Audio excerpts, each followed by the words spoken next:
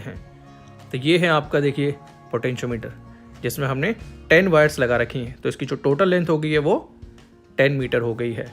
ये तो आप जानते हैं कि जितनी ज़्यादा लेंथ ऑफ वायर होगी उतना ही ज़्यादा पोटेंशियोमीटर सेंसिटिव होगा। ये हमारा रियोस्टैट है। फिर उसके बाद है की, 1 वे की। ये हमारी ऑक्सिलरी बैटरी, जिसमें मैंने 2 सेल्स को सीरीज़ में लगा रखा है। और ये है आपका प्राइमरी सेल। इसी प्राइमरी सेल का हमने इंटरनल रेजिस्टेंस निकालना है। ये है आपका रेजिस्टेंस बॉक्स। फिर आपके पास एक और की है, ये है गैल्वानोमीटर, ये है आपका जॉकी और कुछ हमारी कनेक्टिंग वायर्स हैं। और सबसे पहले हम अपने प्राइमरी सर्किट को कनेक्ट करेंगे, जिसमें हम ऑक्सिलरी बैटरी, की और रियोस्टैट को पोटेंशियोमीटर के अक्रॉस लगाएंगे। तो चलिए पहले वो कनेक्ट करते हैं।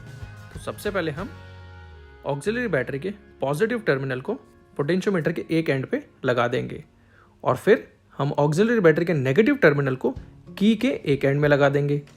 और की का जो दूसरा एंड है वो हम रियोस्टैट के ऊपर वाले एंड पे लगाएंगे। बच्चों ध्यान रखना, इस तरफ का हम रियोस्टैट का नीचे वाला एंड यूज़ करते हैं, जो हम पोटेंशियोमीटर के दूसरे एंड में लगाएंगे।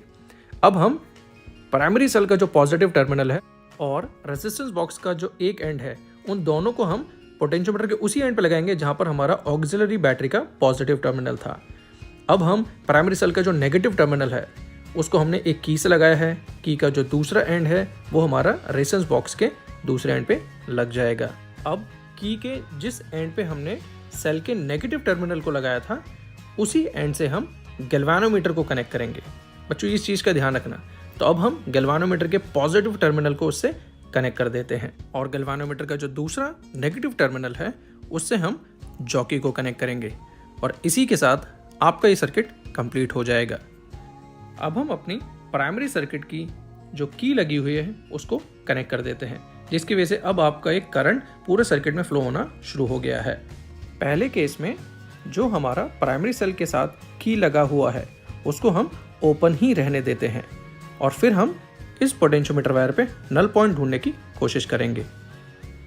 तो देखिए बेटा, गैल्वानोमीटर को ध्यान से देखते रहिएगा कि अब मैंने ये देखिए जॉकी कनेक्ट किया है और आपने देखा कि गैल्वानोमीटर ने दोनों बार ऑपोजिट साइड में डिफ्लेक्शन दिखाया। तो इसका मतलब नल पॉइंट तो आपको इस पोटेंशियोमीटर वायर पे मिलेगा ही मिलेगा। आप गैल्वानोमीटर को ध्यान से देखते रहिएगा। देखिए अब डिफ्लेक्शन कम होता जा रहा है और अब बिल्कुल ज़ीरो डिफ्लेक्शन हो गया है। तो यहाँ पर अब हमारी जो बैलेंसिंग लेंथ आई है उसको ध्यान से नोट कीजिए और वो आई थी हमारी 706 सेंटीमीटर।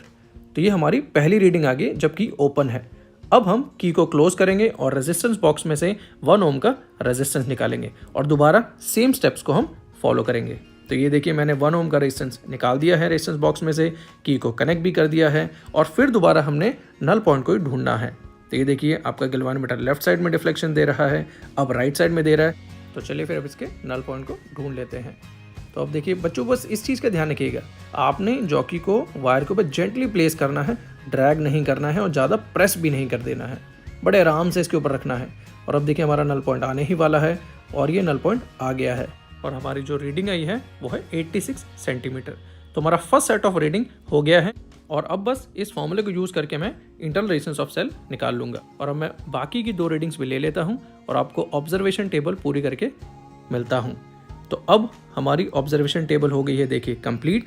तो बाकी की 2 रीडिंग्स भी मैंने ले ली थी, बिल्कुल सेम स्टेप्स मैंने फॉलो किए थे और उसके बाद मैंने तीनों इंटरनल रेजिस्टेंस की जो ऑब्जर्वेशन टेबल में वैल्यूज़ आई हैं उनका मैंने मीन निकाल लिया है और मीन निकालने के बाद जो फाइनल आंसर आ रहा है वो है 7.3 ओम।